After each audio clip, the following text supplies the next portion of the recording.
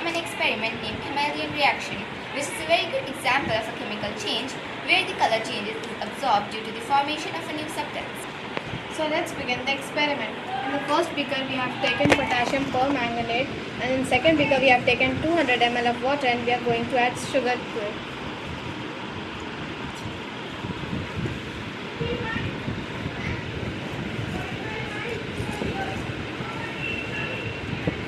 And then we will add sodium hydroxide pellets.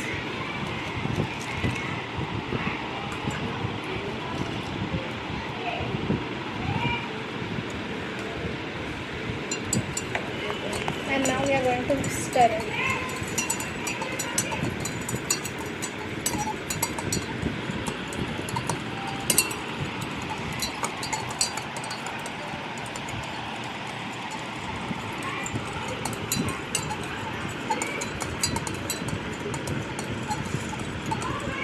Now we are going to add potassium permanganate solution to it.